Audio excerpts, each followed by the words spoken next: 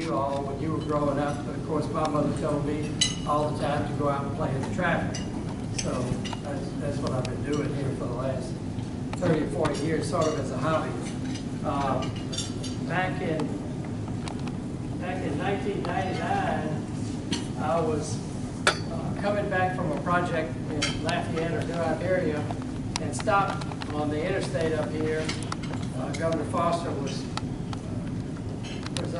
governor at the time, and we had Dr. Cam Bobazaki was the head of the highway department. So I delivered a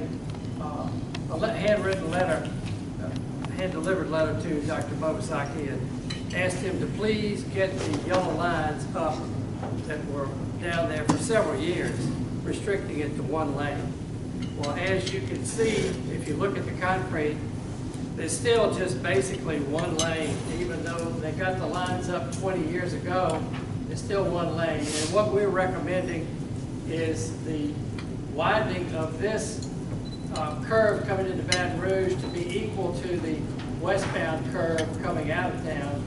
And that'll add on about 10 feet to that curve.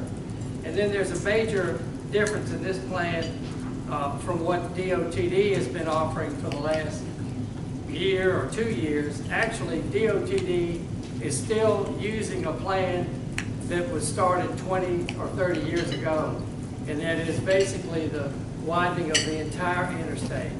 And what this plan is showing is the ability to just deal with the choke points where they are. The choke points, as we all know, have been at Washington, but it's also a disaster down here at Washington's entrance. Besides their exit being a disaster, the exit at Dalrymple and the entrance at Washington, those two are only 800 feet apart. They are supposed to be 2,000 feet apart. The same thing occurs, it's also a disaster with Dalrymple's entrance to the interstate, and then subsequently to Louise over here. That is only about 640 feet of separation between the entrance and the exit. So in essence, you have almost red lights on the interstate at Washington's exit here, and then Washington's entrance, Dalrymple's exit, Dalrymple's entrance, and Louise's exit. All of those are basically red lights on the interstate, causing traffic to jam up. In addition, down here at Acadian Thruway and at Perkins Road, those entrances, as we all know, are way too short. They are only about 500 feet, and they could be 1,000 feet. And so we're recommending 400-foot addition on the Acadian entrance, and we're recommending 600-foot entrance on the Perkins. That'll give us over 15 to probably 1,800 feet of separation, closer to 1,800 feet of separation between those two entrances. And basically, that'll create a very economical fourth lane going through here. So, we saw the potential disaster in 2000. The entire community rejected the plan in 2000, but basically the plan that DOTD is proposing is very similar and almost identical to the plan in 2000. And we think it could be done a whole lot cheaper and better without devastation to the community. Specifically, the lakes, bridges would all have to be replaced, and that would have to take at least a year, 2 years, or whatever. DOTD is saying they can maintain 3 lanes in each direction. We have some very significant construction managers that have done very, very large projects that advise our committee, and none of them can figure out just how that would take place. Then the Nairn Bridge over by South Downs and Acadian Thruway, that area, that bridge would be down for a year. DOTD is proposing that that bridge go back in the same location where it is now. Well, maybe they could build a new bridge beside it. We don't think so, but they're not showing that. While the other bridge is going to go down. That would be very chaotic for any of you who travel that area in the afternoon. We've still got two very popular schools in that area. The Gifted and Talented School on College at Westdale Elementary, as well as the School for the Visual and Performing Arts on Acadian Thruway. Well, those schools take away one of the lanes of each of the 4 lanes every afternoon for about an hour. So when their bridge is gone, the chaos is going to be even worse, I presume. So we have, one of the major differences in our plan to DOTD's plan is we're suggesting that just as we came up about 4 years ago with the suggestion of terrace through the Metropolitan Planning Organization and the Capital Region Planning Commission, that project has been very successful coming down. Although nobody is using it much right now because DOTD has left the Washington exit open. And that's been their plan all along. We asked them for 4 years, what could they do with Washington once we open Terrace? Well, Terrace is open and they've still got Washington open, so we're not really sure how that's going to work out. Excuse me. Well, what we're also suggesting and what's going to happen in our plan, which is a little bit different from DOTD's, is see this gray line through here? We're adding on a little bit more concrete apron in our design all the way down through here, all the way down to here. So this will give us 5 lanes of merging coming through the terrible situation we have now. This will give us 4,000 feet of merging length, whereas right now we really only have about 1,200 feet of merging length from here to here. And as everybody knows, it's basically 1 lane. You can watch the Washington Street cameras on your DOTD website or the WBRZ, WAFB, whoever they have the cameras, which are really nice in the evening. You can watch those cameras. This weekend I was watching it on Saturday, and sadly the Washington camera was looking at the ground. So then I called the police department called the highway department, and then lo and behold, they kind of corrected it, but it was completely upside down. You can go on your 511 website now and turn your phone over and look at it. It works out pretty good. Nevertheless, we are also suggesting an emergency crossover in this plan. The truckers, the towing companies absolutely love this idea, and it would be a nominal cost for them to position a wrecking company wrecker there to assist the DOTD State Farm trucks that are rolling all the time. So, they have suggested a cost maybe under $100,000 a year, 60 to 100,000. We'd have to work that out with them. Other things that we've suggested in the last 3 or 4 years, that I guess they're working on, is the towing direction. Right now, we divide the towing by the middle of the Mississippi River Bridge by parish. That changed about 10 years ago. And really, the wrecking companies, we've talked to the wrecking companies in Port Allen, and we talked to Pee Wee Berthelot, the president of the parish, and all of them seem to like the idea of directional towing, and the towing companies also think that would be a good idea as well. We've also suggested that they do continuing education for our policemen. Other states give them a $50 to $100 per month increase in salary if they keep up with the latest continuing ed. We don't think they're doing that right now. I don't know, maybe some of the audience might know that they are, but we don't think they're doing that. Other states do that. Of course, the obvious things that have been talked about, I think Senator Carter talked about them, was the speed on the interstate. We control speed on the Chapel Isle. So we could conceivably control speed for the trucks there. We've talked to the motor transport people, and they seem to want to agree with us that restricting the lane use is a possibility, but those are the things that we really need to look into harder. Some actual towing is a key issue. Let's see. Probably kind of free it up for questions. But there's lots of other things having to do with traffic in our town that I could talk about. We'd love to get the traffic off of I-12 onto Airline Highway. If you Google, if you're in Prairieville or you're in Zachary or Central, and you Google how to get from one side to the other, pretty much every time it takes you down the interstate. So Airline Highway has been neglected for 30 to 40 years. It's a level of service 2F. I'm not sure that anything goes less than 2F.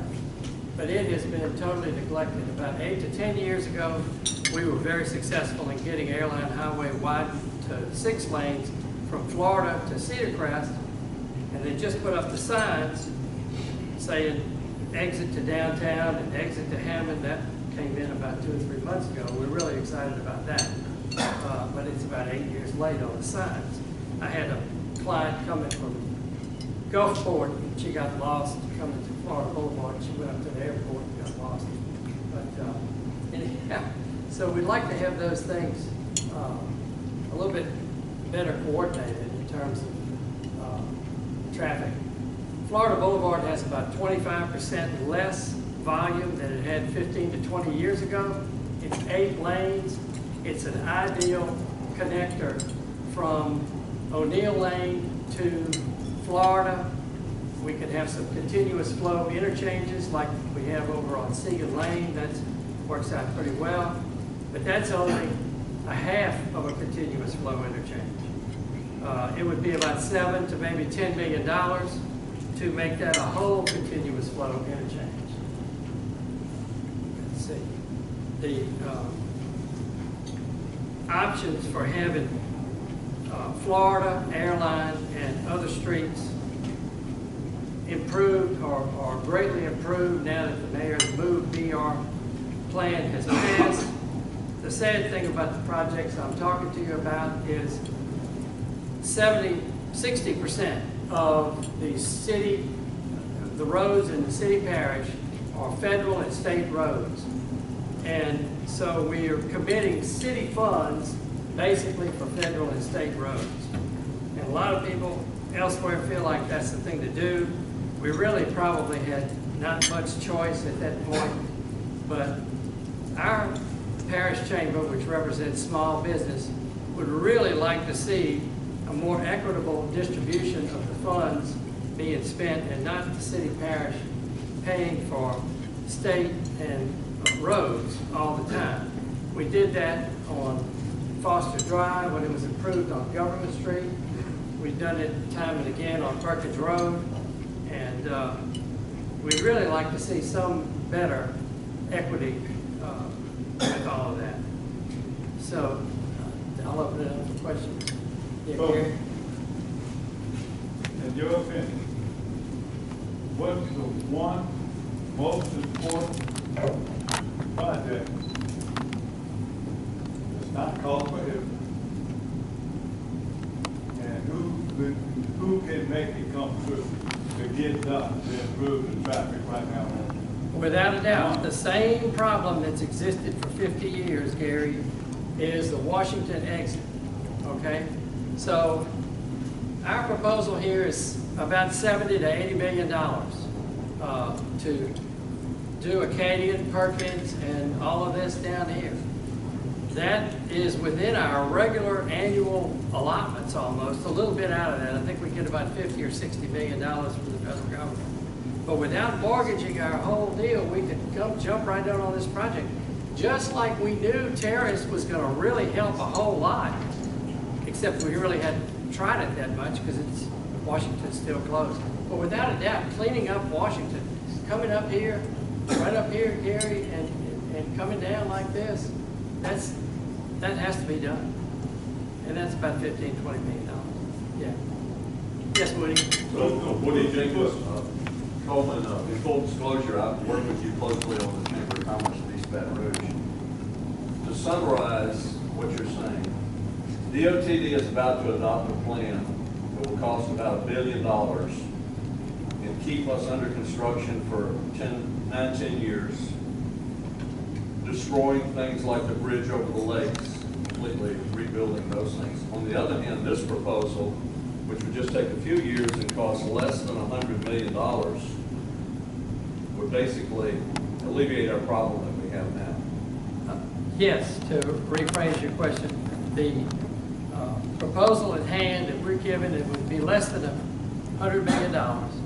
And DOTD is proposing something at 1.1 or $1.2 billion. And this would be done in about 3 years, and their program's going to take 9 to 10 years in many different segments and have lots of destruction to our business and our residential. The traffic problems that we're trying to solve are going to get much worse over the next 9 to 10 years as a result of that construction project. No one that we've talked to has come up with and you can look at the I-10PR website, no one has really explained how it's not going to impact us. There's been no calculation from LSU or anybody else as to the overall economic impact. DOTD has articulated 42 properties, about almost 30 of them residences and business, 32 of them residences and businesses would be taken. This plan would take up about 3 or 4 houses. That's 3 or 4 businesses. Nope, maybe 1 business around Washington and maybe 1 business right here, or it's a house right here. But and maybe 2 or 3 houses over this Perkins Road area. But you're only talking about a handful of properties here as opposed to over 40 properties in DOTD's plan that would be immediately taken. And the essence of how the improvements are made is we have very small distances between exits now. If you eliminate one of those, basically, or maybe 2, I guess, you create an extra lane. Yeah, actually, we don't need to decrease, we don't need to eliminate any exits. We just need to do what is in the federal highway and the state highway regulations. Those things need to be a minimum of 2,000 feet of continuous lanes. I mean, or they have to be 2,000 feet apart on the entrance and exit. When you have 2 parallel entrances, like we have over here down below, it's 1,500 feet. I don't mean to get off the subject, but they need to comply with what's in the rule book. And actually, we did comply back in 1983, I believe it was, with Drusilla and Airline. That's a beautiful continuous 4th lane. It's probably the best example in our parish of what really works well with connecting an entrance at Airline and an exit at Drusilla. So that's what we'd like to see down here. Let me make this simple. 3-year plan, 10-year plan. Cost astronomical. Who are the people that's going to steer this? Who's the ones we public got to get get their attention to do the best? In the year 2000, and cost, I was reading the original plans, Gary, and in the year 2000, the mayor is the one that made the decision. The mayor of Baton Rouge made the decision. You might have been working for the mayor at the time, Gary. I don't know. Who was mayor in 2000? Probably I think, yes. So he just said that the devastation would be too much for the parish. who's the #1 person right now that can make a difference? Of course, the governor. And we really appreciate what the governor has done and Sean Wilson has done here at the terrace exit. I mean, they have taken a big, huge first step. And then Garrett Graves and Councilwoman Tara Wicker came in, and I called Tara at 9 o'clock one time at her house, and I said, Tara, the state's waiting on you. So it really, Gary, it's a whole bunch of people that need to make the decision, but we all need to think and work together like we've done here on Terrace. Gary Graves came in, he saw it at the Metropolitan Planning Organization, brought it over to Sean Wilson. Sean Wilson liked it. It was a real team effort to get this thing done. So that's what we need here again. But you've made Another team effort. presentations to the Division of Administration, Commissioner Jay Jordan, the Head of Highways and Transportation. The plan is still moving forward, is it not? The It's plan, near- the nearing a DOTD's final plan, decision. yes, sir. DOTD's plan has a deadline of December the 3rd for everyone to get their comments into the website, That's the I-10 10-year VR. plan? Sir, That's a 10-year plan, the 10-year plan, December the 3rd. yeah. And we'll post our ideas on the Chamber's website. People want to give us any comments. ChamberEBR.com. ChamberEBR.com is our website. Yeah. So you mentioned the term a couple of times. I don't know what it means, maybe these folks do. But could you either explain or define what you mean by directional towing? I know it's confusing.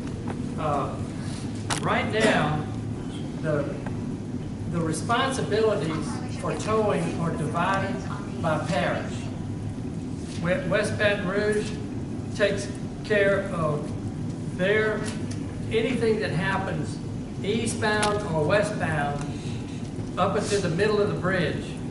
The West Baton Rouge records take care of it.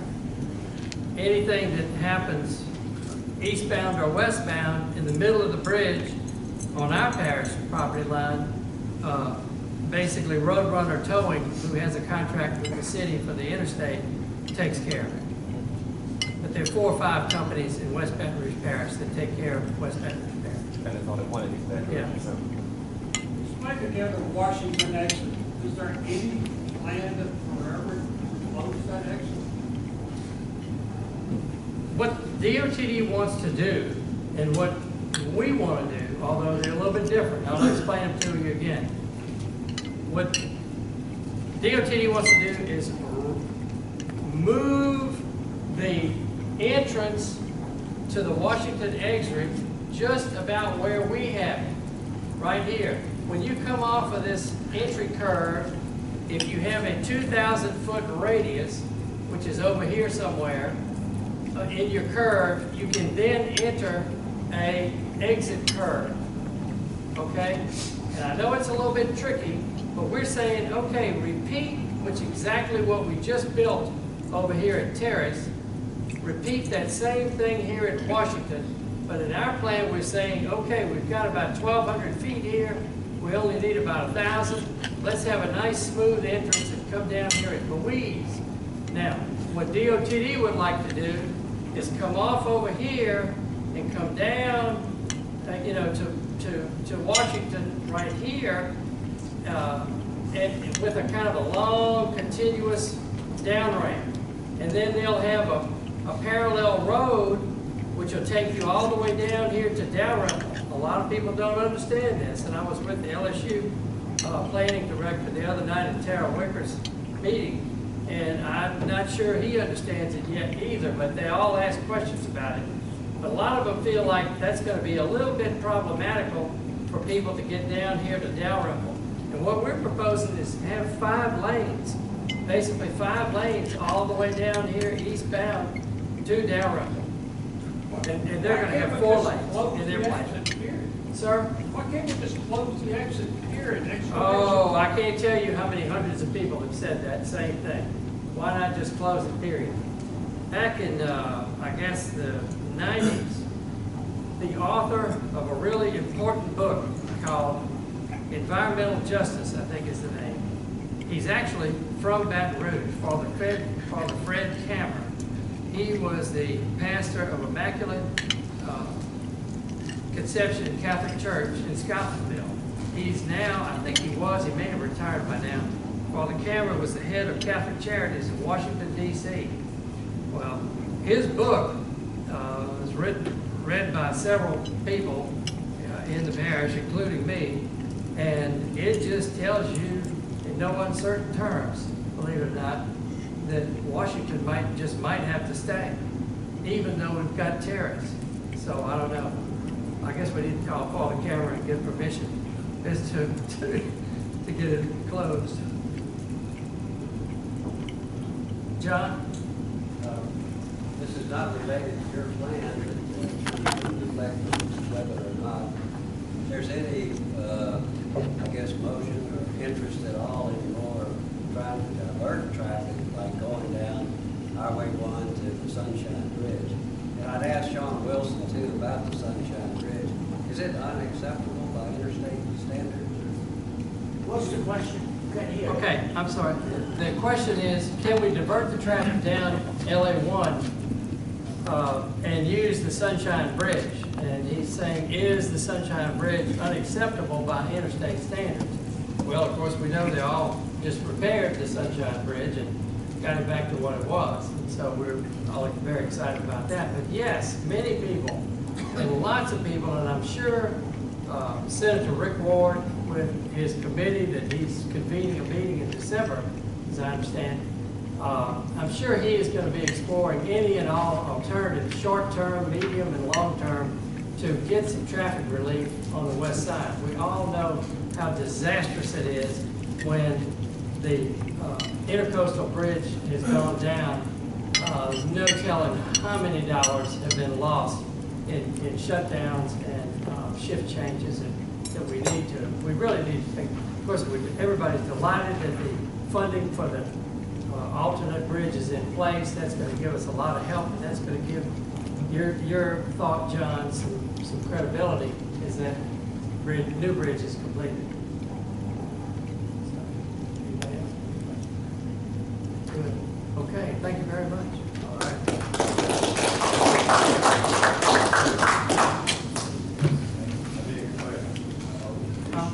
Who's actually to the ship? Still, I can't get it. Uh-oh.